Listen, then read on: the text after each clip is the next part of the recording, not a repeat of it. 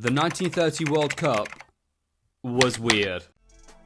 That's right, it's the first edition of the World Cup. So quickly, how did the World Cup actually come about?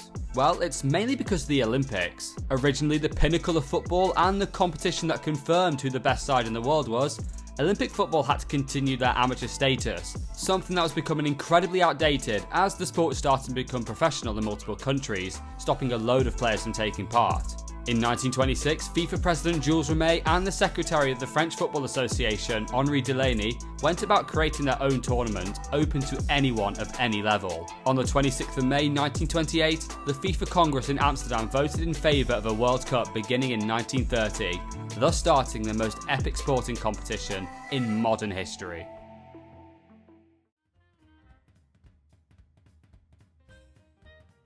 On paper, deciding who the first host of the World Cup would be seemed like a thankless task, if it wasn't for every nation that wanted a host withdrawing, besides one. Hungary, Italy, the Netherlands, Spain and Sweden all pulled out, leaving one nation, Uruguay. Something that actually worked out really well. Not only were Uruguay reigning Olympic champions, but it was also the 100-year anniversary of the nation's independence. Now that was sorted, FIFA had to find teams to play, which surprisingly was the hard part. The deadline to join was February 28th, 1930, and FIFA asked all 41 of their members about participating. Some nations in Europe outright refused due to the awarding of the World Cup to Uruguay, others were put off by the incredibly long trip to South America, and a handful were undecided. The Uruguayan FA even offered to pay travel expenses, but this seemingly did little. 8 of the 15 sides from the Americas applied to join, as did FIFA's only African member Egypt, and the 2 Asian members Siam, now modern-day Thailand, and Japan. However, the latter 2 withdrew. So, including Uruguay, by the deadline, only 10 sides had entered the World Cup, with none of them being European, forcing the South American nations to act by threatening their own withdrawal. Eventually, France, Yugoslavia, Belgium and Romania were persuaded into playing, and the reason why Romania ended up participating is fascinating in particular, as their freshly crowned monarch, King Carol II, intervened. A huge football fan, he made sure Romania took part. He granted amnesty to any Romanian who'd been suspended from football, and threatened to close down businesses if they didn't give their employees paid leave to take part. King Carol II then picked the squad. Every side east of the Americas took a 3-week-long vessel across the Atlantic, even picking up Brazil along the way. Also on board were the European referees, Jules Rimet, Henri Delaney, and most importantly, the World Cup trophy. However, Egypt didn't make it, as a heavy storm on the Mediterranean delayed them for long enough to miss the boat. Officially, 13 teams made it to the 1930 World Cup, and they were Uruguay, Argentina, Belgium, Bolivia, Brazil, Chile, France, Mexico, Paraguay, Peru, Romania, the USA, and Yugoslavia. Some notable members of teams include France captain Alexandre Villaplan. 14 years after the World Cup, he'd be executed for collaborating with the Nazis and executing French rebels during World War II. Bolivia manager Ulises Salcedo and Romania manager Constantin Radulescu were also referees in this tournament. Belgium captain Pierre Brain, whose brother Raymond only missed the World Cup as he'd opened a cafe.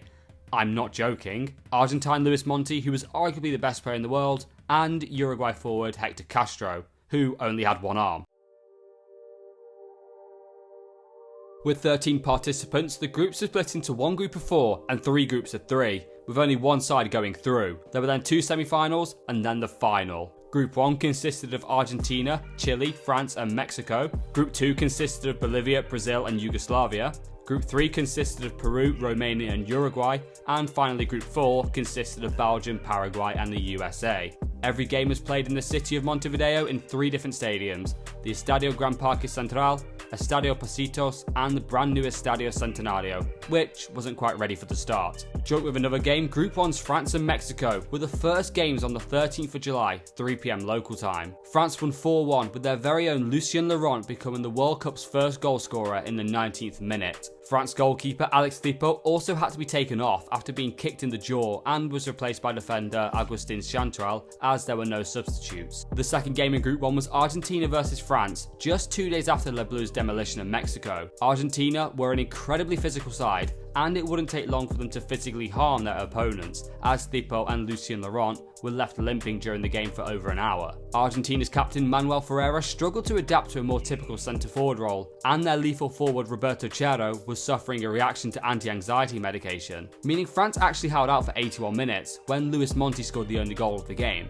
Bafflingly, Brazilian referee Almeida Rego blew the whistle 6 minutes early as France were on the counter-attack. The game did end up continuing for the other 6 minutes, but any momentum France had was gone. The Uruguayan fans' hostility towards their great rivals Argentina was so bad that La Albiceleste very nearly withdrew from the tournament, only U-turning after their personal safety was guaranteed. Chile beat Mexico 3-0, with Carlos Vidal scoring a brace and Manuel Rosas scoring the first own goal in World Cup history, and in theory, becoming the World Cup's youngest goal scorer until 1958, as Chile kept their first ever clean sheet in international football. The next game in the group came 3 days later as Chile faced France for the first time. This game saw the World Cup's first penalty ever, one that was actually saved as Thipo denied Vidal. The South Americans outclassed the French, winning 1-0 thanks to a Guillermo Subiabre goal as France were knocked out. On that same day and on the same pitch, Argentina faced Mexico in a crazy game. Remember Manuel Ferreira, who couldn't adapt to the centre-forward role? Well, he returned to Argentina after the first game for a law exam, with his replacement being Guillermo Stabile, a striker who had never played for his country before. Stabile ended up scoring a hat-trick in this game, with Argentina winning 6-3. Rosas, the scorer of the World Cup's first own goal, became the first player to score a penalty in the World Cup. Mexico were officially out, leading to the final group game of Argentina versus Chile. Winner goes through. The game was so ill-tempered that officials and police had to restore order at half-time. After Luis Monti started an all-out brawl after fouling Casemiro Torres, referee John Longinus described what happened after the challenge. The Chilean grabbed hold of Monti's head with one hand, and with the other delivered a vicious uppercut. Stabile scored 2 more goals as Argentina won 3-1, reaching the semi-finals. Group 2 kicked off with Yugoslavia versus one of the tournament favourites Brazil on the 14th of July. The Yugoslavian side consisted almost entirely of players based in Serbian football clubs, besides 3 in France. You see, players from Croatian clubs were regulars, but the Zagreb Sub-Association forbade them from going, as they were upset about the Football Association headquarters moving from Zagreb to Belgrade. Yugoslavia surprisingly won 2-1, meaning a win against Bolivia, a side that had never won a game of football with an aggregate score of 543, would see them reach the semi-final. And would you believe it? Yugoslavia bashed them 4-0. A funny thing about this game is actually what happened before kickoff. Bolivia lined up in a specific order, so the letters on the front of their shirts would spell out Viva Uruguay. As they stood for a team photo, one player was missing, and with the way the team photos were shot together, the shirt spelled Uruguay Viva. Eventually, Bolivia did manage to get a photo in the correct order. However, this isn't the only football kit story involving Bolivia and Uruguay, as in the battle for second place, Brazil and Bolivia came out in strikingly similar kits. At some point during the game, Uruguay lent Bolivia their kit for the remainder of the game, resolving the issue. Brazil won 4-0, taking second place, and Bolivia dealt with it well.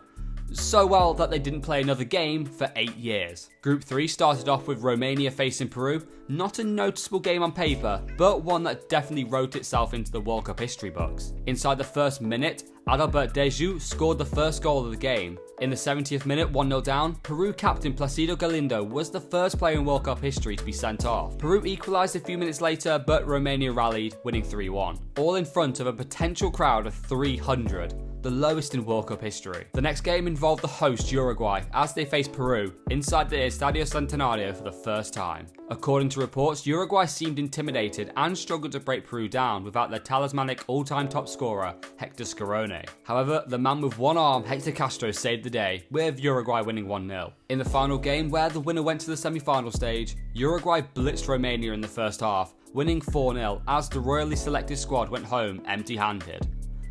And with one less player. What happened is quite incredible. Their midfielder Alfred Eisenbeiser caught pneumonia on the ship back. When the ship arrived to Genoa in Italy, he was left in a hospital, and his condition was that bad, a priest was called to make a Eucharist service. When the squad returned to Romania, it was just assumed that he died. A few weeks later, his mother was preparing his funeral, and he turned up at the front door. He lived for another 61 years. In the final group, the other first game of the World Cup kicked off, with the USA thrashing Belgium 3-0, as Jimmy Douglas became the first goalkeeper to keep a clean sheet at the World Cup. The US followed that up with another 3-0 win, this time over Paraguay, with Bert Patenaude scoring the World Cup's first hat-trick, something that took 76 years to verify, as different sources had his second goal down as either a Tom Flory goal or an Aurelio Gonzalez own goal. USA went through top of the table, and Paraguay beat Belgium 1-0 in the fight for second place. The semi-finals were set. Argentina faced USA, and Uruguay faced off against Yugoslavia. Thousands of Argentines crossed the River Plate into Uruguay to witness a massacre inside the Estadio Centenario. Literally. In fairness, the first half was quite even. USA's Ralph Tracy missed multiple chances early on as Monty put Argentina ahead after 20 minutes. However, this game was brutal, and the US team got physically destroyed by Argentina. Goalkeeper Jimmy Douglas twisted his knee, Tracy was forced off at half-time with a broken leg, and Andy Old had a terrible day as he was kicked in the mouth, removing 4 of his teeth. Also, one of the Argentines knocked smelling salts out of trainer Jack Cole's hand straight into Andy Old's eyes, temporarily blinding him. It's no surprise that Argentina won 6-1. One day later, Uruguay faced the Yugoslavia side that knocked out Brazil, and the result of this game was potentially contentious in itself. Yugoslavia took the lead after 4 minutes, but 5 minutes later had a goal interestingly disallowed. Uruguay would go on to score 6 unanswered goals, with the Yugoslavian side contesting heavily the 3rd and 4th goals, as a Pedro Chea hat-trick set up the first ever World Cup final, and in my opinion, the biggest game in history at the time, Uruguay versus Argentina. The final had the potential to get ugly. Both nations despised each other, but most of the stupid stuff occurred before kickoff. Neither nation could agree on which ball to play with, so FIFA intervened and compromised by playing with the Argentine ball in the first half and the Uruguayan ball in the second. Choosing the referee would also be difficult, and the only one who take up the opportunity of refereeing such a game was Belgian John Longinus, but only if he could quickly escape to his ship if all hell broke loose. To truly understand the depth of this rivalry, Luis Monti originally backed out from playing the final after receiving a death threat, only U-turning on his decision on the day of the game. Monti apparently really played within himself. Sports magazine El Grafico had this to say on him: he was standing, literally soulless, without being the great playmaker that in normal circumstances he would have been in the middle of the park. His teammate Francisco Varallo, the last surviving player from the 1930 World Cup, had this to say on Monti and Uruguay: they took advantage of being hosts. Some of my teammates were afraid of the consequences. Luis Monti was a great player, but on that day he was totally pale. If a Uruguayan fell, he would go and try to assist him. The game was on the 30th of July, and Uruguay were 100% the favourites. But despite this, Argentina ended the first half with a 2-1 lead, as Stabile scored his 8th goal in 4 matches. Varallo almost made it 3-1, as his shot hit the top corner of the bar and post. A shot that injured his leg, something he'd play on with and something he'd heavily regret. Uruguay ran out as 4-2 winners, with the one-armed Castro scoring the 4th, and with that, Uruguay became the first team to win the World Cup. El Grafico journalist Alfredo Rossi was unimpressed with the referee's performance, saying that he let the Uruguayans go unpunished with violent challenges. Back in Argentina, the mood turned ugly quickly as the Uruguayan embassy was attacked. However, in Uruguay, the country was filled with jubilation as a national holiday was declared, as the players and manager, Alberto Supici, still the youngest manager to win a World Cup, were treated as heroes. With 36 goal scorers and 1 own goal, 70 goals were scored in the 18 games at the first World Cup, and the average attendance was 32,808. But, in my opinion, most remarkably of all, Guillermo Stabile, who started the World Cup having never played for Argentina, finished as top scorer of 8 goals in 4 games, and never played for the national side again.